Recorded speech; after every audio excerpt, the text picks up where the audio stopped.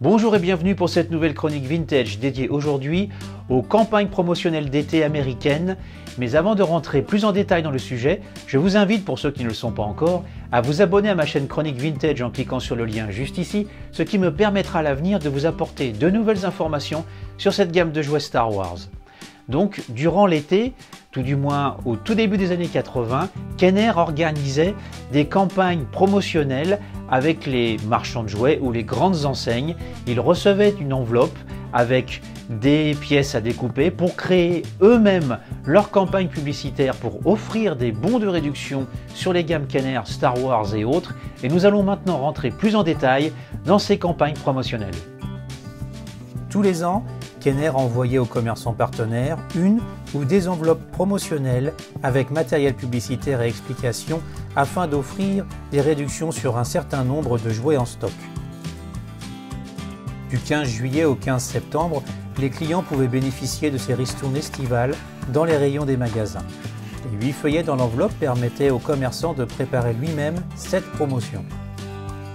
Sur la notice, on comprend que 3 étapes doivent être clairement signalées pour le consommateur. 1. La réduction doit parfaitement être visible dans le rayon de jouets concerné. 2. L'illustration du jouet doit être bien associée au prix avec et sans réduction et les droits dérivés clairement indiqués. 3.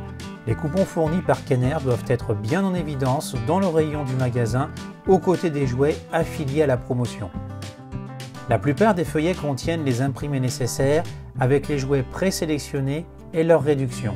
Parmi les 17 jouets sélectionnés pour cette promo de 1981, on reconnaît ainsi le Faucon Millenium, le Chasseur LX et d'autres jouets présents sur le marché depuis quelques années et des nouveautés qui serviront d'appel d'offres comme l'AT-AT ou le diorama Tourelle et Droïde Sonde.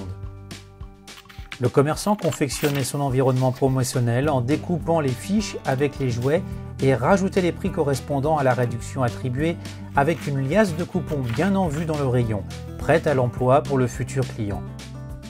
Une lettre accompagnant l'enveloppe insiste sur la visibilité des droits qui doivent bien signaler le nom Lucasfilm et non plus celui de la 20th Century Fox, ce qui signifie que les jouets avec les emballages Star Wars doivent disparaître des rayons pour laisser place aux emballages Empire Contre-Attaque accompagnés de la bonne appellation légale suite à la signature définitive du contrat d'exclusivité entre Kenner et Lucasfilm.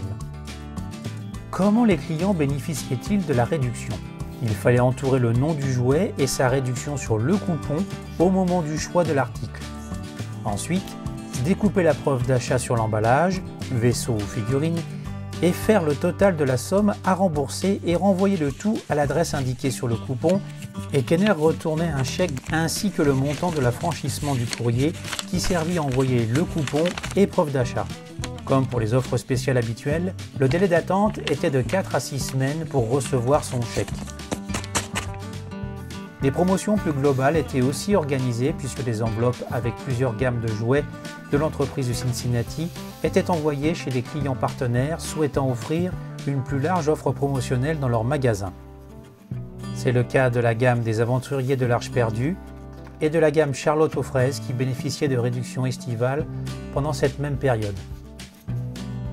J'espère que cette nouvelle vidéo vous aura plu. N'hésitez pas à laisser des commentaires, ils sont toujours les bienvenus. N'hésitez pas non plus à la partager avec vos amis, votre famille.